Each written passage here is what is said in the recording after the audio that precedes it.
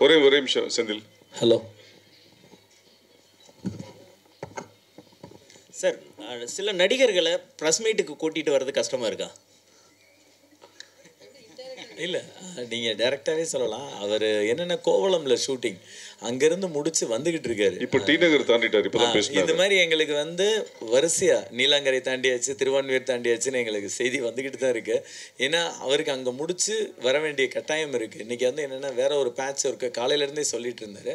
அதனால் யாரையும் கூட்டி வர கஷ்டம்லாம் இல்லைங்க. சார், 6 மணிக்கு ப்ரெஸ் மீட்னு சொல்லியிருந்தீங்க.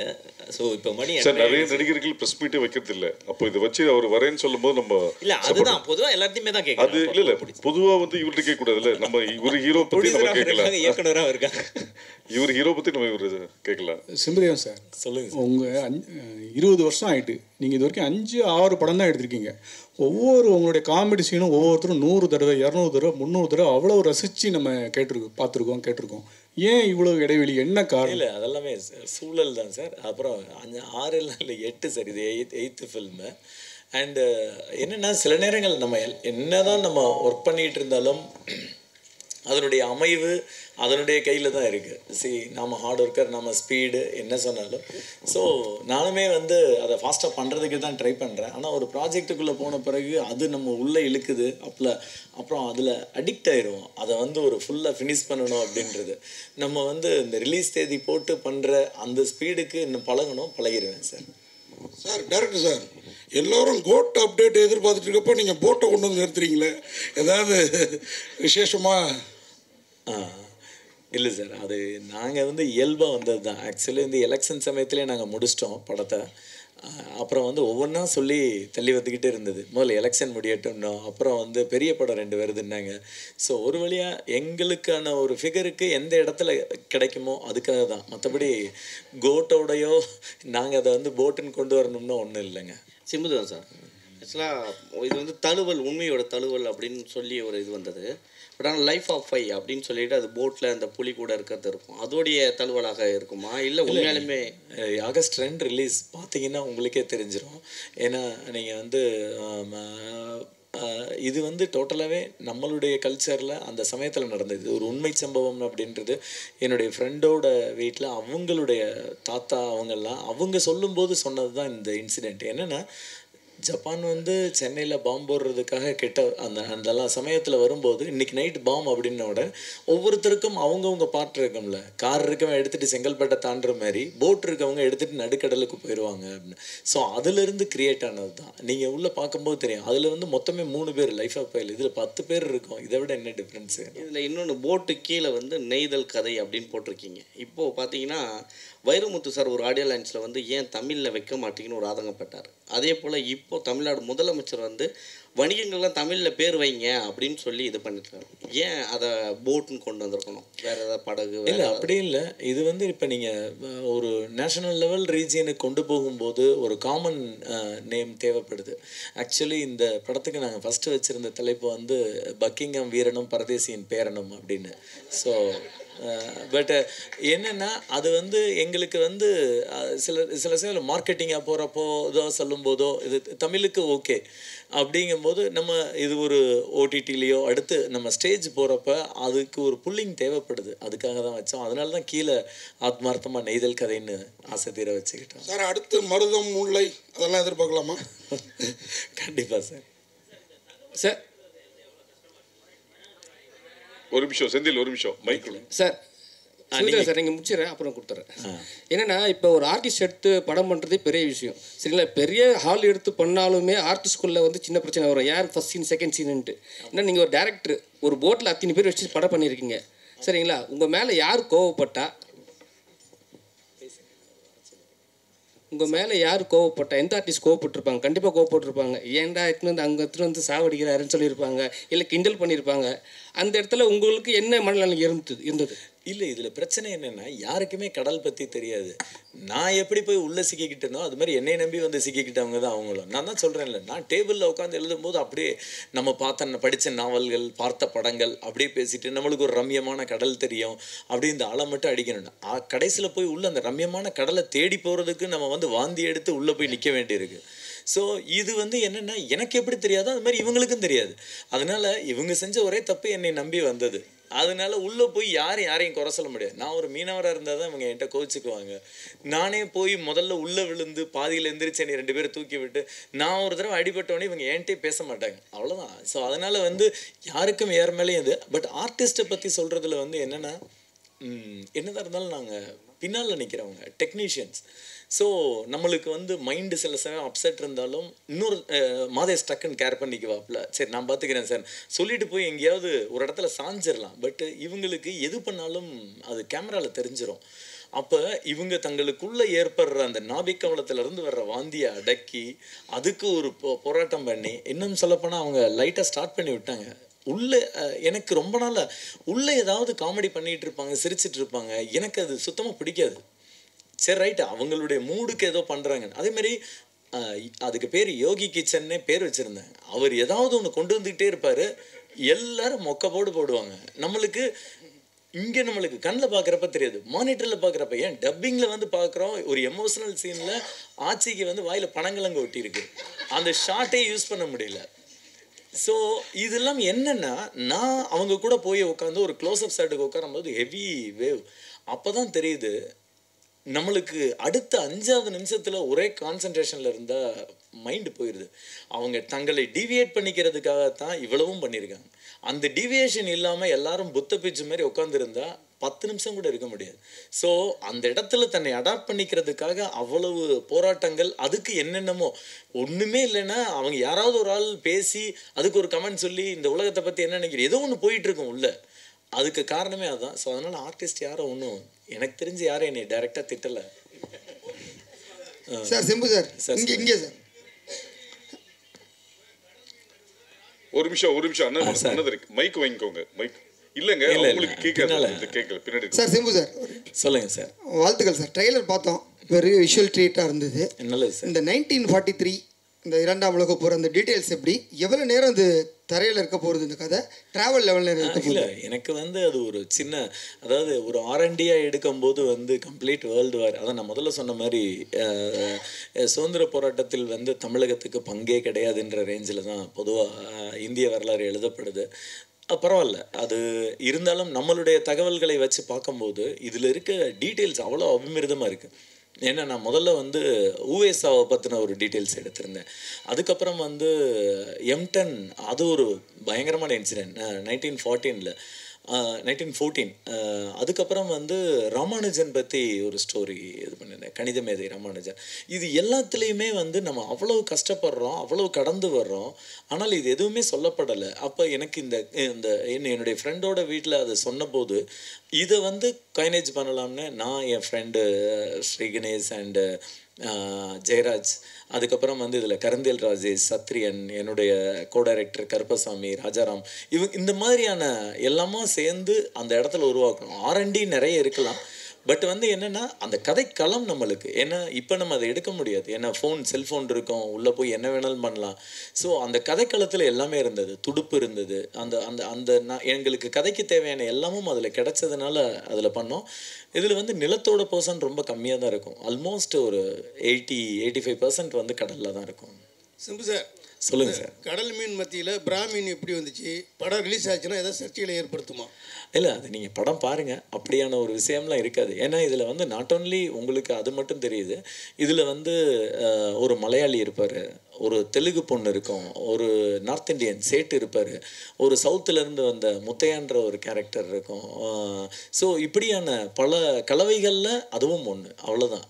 அதில் வந்து ஒரு மீனவர் இருப்பார், அவங்க பாட்டி இருக்கும். ஸோ அதனால் இது நீங்கள் பார்க்கும்போது உங்களுக்கு தெரியும், அப்படி ஒன்றும் இதில் வில்லங்கமாலாம் ஒன்றும் வைக்கலை. சிம்பு சார், இந்த 100 வருஷ தமிழ் சினிமாவில் எத்தனையோ தடவை பார்த்து ரசித்து சிரித்து இன்றைக்கும் மீம்ஸ் வர படம் வந்து இம்சை அரசன் 24 புலிகேசி. அந்த 24 புலிகேசி வந்து நடக்கவே இல்லை. உங்களுக்கு வடிவேலு மேலே ஏதாவது கோவம் இருக்கா?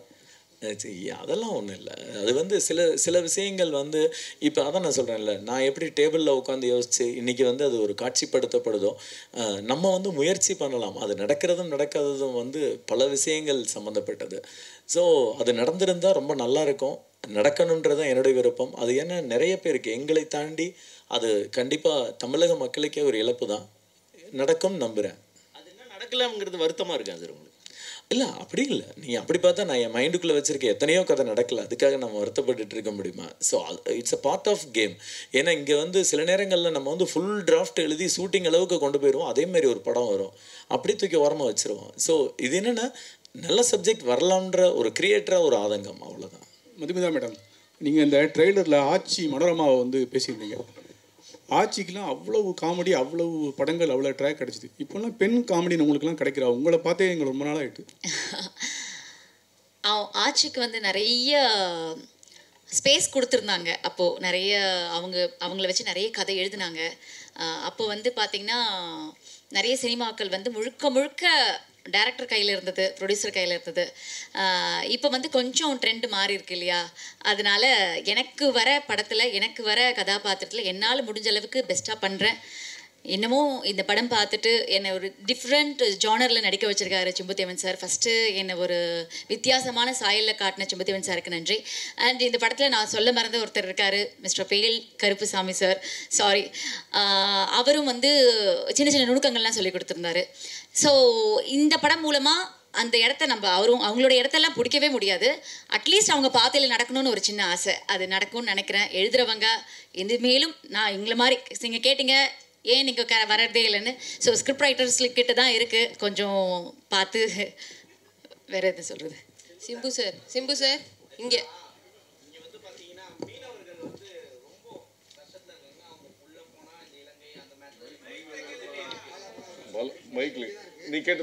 நீ பேசு. சிம்பு சார், யோகி பாபு சார் செம்ம பிஸி, அந்த பிஸியில் உங்களுக்கு ஷெட்யூல் கிடச்சிச்சா? இல்லை, அவர் நீங்கள் செம பிஸினால அவருக்கு வாரத்துக்கு மாதத்துக்கு ஒரு 2 படமாவது வரத்தானே செய்யுது. ஸோ அது கொஞ்சம் முன்ன பின்ன ஆகும், பட் அவர் அதை அட்ஜஸ்ட் பண்ணி கரெக்டாக டேட்லாம் கொடுத்துட்றாரு. அவர் பிஸியாக இருந்தாலும் அது அவர் பிஸி வந்து அவருடைய கஷ்டம். அவர் டே நைட்டாக ஒர்க் பண்ணலாம், சம்டைம் ஃப்ளைட்லேருந்து வந்து அப்படியே வந்து விழுந்து தூங்காமலே ஒர்க் பண்ணிகிட்டு இருப்பார். பட் அந்தந்த படத்துக்கு டேட் கொடுத்துட்டா அதை ஹானர் பண்ணுறது அது அவர் கண்டிப்பாக பண்ணார் எங்களுக்கு. சிம்பு சார், சார் மீனவர்கள் வந்து அந்த எம்ஜிஆர் ஒரு பாட்டு பாடி அந்த கஷ்டத்தை காமிச்சிருப்பார். ஸோ நீங்கள் வந்து இதில் படங்களை காமெடியாக கொஞ்சம் எடுத்துகிட்டு வரீங்க. ஸோ அவங்களுடைய கஷ்டங்கள் உங்கள் கண்ணு முன்னாடி தெரிஞ்சுதா? சார் அதான் நான் சொல்கிறேன்ல, நான் போய் முதல் லொக்கேஷன் பார்க்க ஆரம்பித்ததுலேருந்தே எங்களுக்கு அந்த பெயின் இருந்தது. அப்புறம் இந்த கதையோட கோர் வந்து அந்த பெயின் சம்மந்தமான ஒரு விஷயம்தான் பேசும். அது நான் ட்ரெய்லரில் என்னால் சொல்ல முடியாது, பட் நீங்கள் ஃபுல் படமாக பார்க்கும்போது இதோட எண்டு போய் அங்கே தான் முடியும். அவங்களுடைய பெயின் தான், ஒரு மீனவனுடைய வலி, அவங்க அதுவும் குறிப்பாக மெட்ரோபாலிட்டனில் இருக்கவங்களுடைய அந்த கஷ்டம் அப்படிங்கிறது.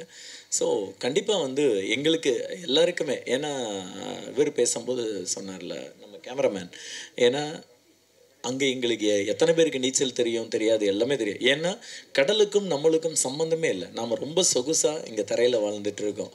ஸோ அங்கே போகிறப்ப அந்த 6 மீனவர்கள் இல்லைன்னா இந்த 150 பேர் வேலையை பார்க்க முடியாது. அவங்க தான் ஃபுல்லாக நீந்தி கடலுக்குள்ளே இருப்பாங்க. ஈவன் நாங்கள் சில சமயம் உள்ளே போகிறப்ப கூட நம்மளை கூல் பண்ணுறதுக்கு அவங்க குதித்து நீந்தி போட்டை இப்படி திருப்பி அதெல்லாமே. ஸோ கண்டிப்பாக அவங்களுக்கு நாங்கள் இந்த இடத்தில் தலை வணங்குறோம். அந்த 6-7 மீனவர்களும் சரி, அந்த மீனவ கிராமமும் இல்லாட்டி இந்த படமே கிடையாது. அவங்களுக்கு நன்றி. ஸோ இந்த பாவா இவர் எம்எஸ் பாஸ்கர் இருக்கார்ல, அவர் வந்து ரைட்டர் பாவா செல்லதுரை மாதிரியே அந்த ஒரு கட்டமைப்பில் அந்த கெட்டப்லாம் இருக்குது. ஸோ அது எந்த மாதிரியான ஒரு கெட்டப்னு தெரிஞ்சுக்கலாமா? இல்லை, எம்எஸ் பாஸ்கர் சாருக்கு வந்து என்னென்னா அவர் இதுக்கு முன்னால் பண்ணாத ஒரு கேரக்டராக ஒரு கெட்டப் இருக்கணும்னு நினச்சோம், அவ்வளோதான். இப்போ ஒவ்வொருத்தரையுமே கொஞ்சம் கொஞ்சம் முன்பின் பார்த்துறாதபடி மாற்றலாம். இப்போ சாம்ஸ் எப்படி மாற்றலாம், மது எப்படி மாற்றலாம்னு தோணும்ல, அப்படி வந்தது தான். அது பர்பஸாக வந்து பவா செல்லத்துறை மாதிரி இல்லை, அவரும் என்னுடைய நண்பர் தான், ஆனால் அப்படிக்கா பண்ணலை சார். அதேமாரி படித்தவங்க மேலே உங்களுக்கு என்ன கோவம்? அந்த ஜாவா சுந்தரேசன் கேரக்டரும் ஐடியில் வேலை பார்க்குறவங்க நல்லா படித்தவங்களை கிண்டல் பண்ணுற கேரக்டர். இப்போ இதில் ஒரு டைலாக் வருது, படித்த பைத்தியம் அப்படின்னு சொல்லிட்டு, அதனால தானே அவனை படிக்க வைக்கலன்ட்டு அந்த பாட்டிமா சொல்கிறாங்க. அது என்னன்னு சொல்லுங்கள். அதேமாரி சுண்டலி இப்போ நீங்கள் நிறைய விலங்குகளை பயன்படுத்துறீங்க முன்னாடி படங்கள்லாம். இதில் சுண்டலி இந்த மிருக வதை அந்த வதையில் எதுவும் சிக்கினீங்களா? ஏன்னா அவர் ஓப்பனாக உண்மையான சுண்டலி சொன்னார் சாம்ஸ். ஆமாம், சாம்ஸ்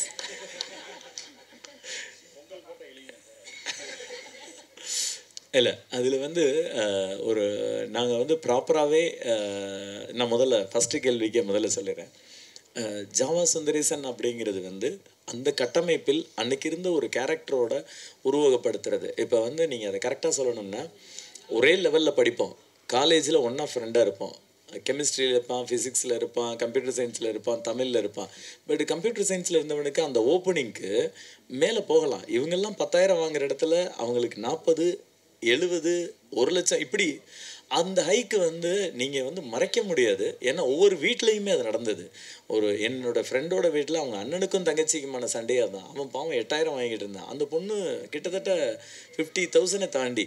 ஆனால் 2 பேருடைய படிப்புமே அவரேஜாக அந்தந்த கோர்ஸை படிச்சு. ஸோ அப்போ ஆப்பர்ச்சுனிட்டியை பேஸ் பண்ணி தானே தவிர்த்து அது யார் மேலேயும் பொறாமையெல்லாம் கிடையாது.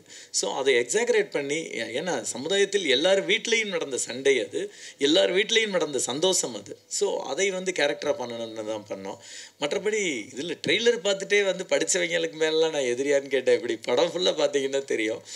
அது வந்து என்னென்னா ஓவராக படித்தவங்க சம்டைம்ஸ் பிளேடு போடுவாங்கல்ல, அதை பேஸ் பண்ணது தான்.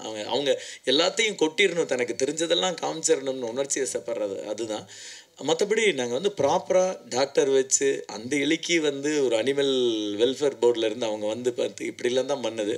அதனால் சாம்ஸ் கொஞ்சம் உணர்ச்சி வசப்பட்டு சொல்லியிருப்பார், அவரை மன்னிச்சிருங்க.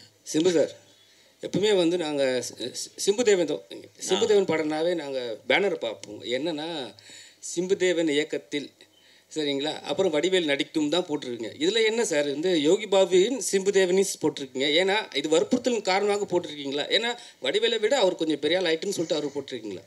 அதெல்லாம் இல்லைங்க. இது ரொம்ப நான் இது வரைக்கும் நீங்கள் இப்போ சொல்ல விட்டு தான் நானே பார்க்குறேன். நான் அது ரொம்ப கேஷுவலானது. என்னென்னா ஒரு மேலே எப்பயும் வந்து ஒரு இந்த படத்தோட செல்லிங் எலிமெண்ட்டுன்னு ஒன்று இருக்குது.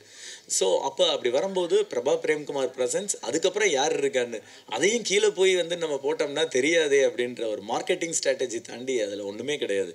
ஏன்னா இங்கே பேர் வந்து முக்கியம் இல்லை. நீங்கள் அங்கே போட்டால் மட்டும் படம் ஓடிடுமா என்ன? படம் நல்லா இருக்கணும், அது நல்லா நடிக்கணும், இவ்வளோ விஷயங்கள் இருக்குது. ஸோ இது ஒரு டிசைனரை கேட்க வேண்டிய கேள்வி நானும் கேட்டுடுறேன். சிம்பு சார். சார் சொல்லுங்கள் சார் ப்ளீஸ். ஓவியராக இருந்து பத்திரிகையிலிருந்து இயக்கத்துக்குள்ளே வந்துட்டீங்க. இத்தனை வருஷம் வாழ்க்கையில் இத்தனை படங்கள் செய்திருந்தாலும் உங்களை நீங்கள் நினச்ச அந்த பேர் போல் இது ஓவியத்தை விட இதில் நிறைய கிடச்சிருக்கு அப்படின்னு நினைக்கிறீங்களா? சார் நான் வந்து அடிப்படையில் ஒரு பத்திரிகையாளர் சார். நான் வந்து சப் எடிட்டராக இருந்தேன் விகடனில். ஸோ நான் வந்து இந்த மாதிரி சினிமாவுக்கு போகிறேன்னு அப்போ வந்து பாலு சார் இருந்தாங்க. ஸோ பாலசுப்ரமணியன் அவர்கிட்ட சொன்னப்போ தான், நீங்கள் வந்து எங்கே வேணாலும் எப்படி வேணாலும் போயிருக்கலாம், ஆனால் வந்து உங்களுக்கு கார்ட்டூனிஸ்ட்டுன்னு இங்கே கிடைக்கிற இந்த திருப்தி வந்து வேறு எங்கேயும் கிடைக்குமான்றது என்னால் சொல்ல முடியாது. பட் உங்கள் முடிவை எடுத்துக்கோங்கன்னு. ஏன்னா நான் அடிப்படையில் அங்கே கார்ட்டூனிஸ்ட்டாக இருந்தேன். ஸோ எனக்கு வந்து, ஆனால் நான் உள்ளே வந்ததே வந்து சென்னைக்கு வந்தது ஒரு இயக்குனர் அப்படின்ற மைண்ட் செட்டில் வந்ததுனால என்னால் அதுலேயும் கொஞ்சம் பண்ண முடிஞ்சது, அவ்வளோதான். நான் வந்து என்ன கார்ட்டூனிஸ்ட்டாக மட்டுமே ஆகணும்னு நான் வரல.